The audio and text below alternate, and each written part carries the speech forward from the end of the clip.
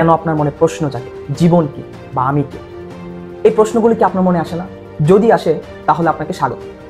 আপনি একা নন, মানব সভ্যতার শুরু থেকে এই প্রশ্নগুলোর উত্তর খুঁজে ফিরেছে মানুষ। এই উত্তর খোঁজার নামই হলো দর্শন বা ফিলোসফি। আজ আমরা কোনো বইয়ের পাতায় নই, বরং দর্শনের ইতিহাসের পথ ধরে হেঁটে যাব আর বোঝার চেষ্টা করব কেন এটি আমাদের জীবনের সবচেয়ে গুরুত্বপূর্ণ অংশ। আজ থেকে প্রায় 2500 বছর আগে প্রাচীন গ্রিসের অ্যাথেন্স শহরে জন্ম নিয়েছিল দর্শনের আধুনিক রূপ।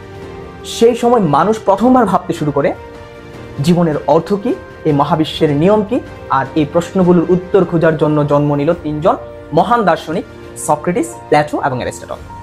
সক্রেটিস ছিলেন এক অসাধারণ মানুষ। তিনি কোনো বই লিখেননি, বরং পথে ঘাটে মানুষের সাথে কথা বলতেন, প্রশ্ন করতেন। তার বিখ্যাত উক্তি ছিল an unexamined life is not worth living, অর্থাৎ যে জীবন পরীক্ষা করে দেখা হয়নি তা যাপন করার যোগ্য নয়। তিনি মানুষকে শেখাতেন নিজের বিশ্বাসকে প্রশ্ন করতে। তার এই প্রশ্ন করার পদ্ধতিকেই বলা হয় সক্রেটিক মেথড।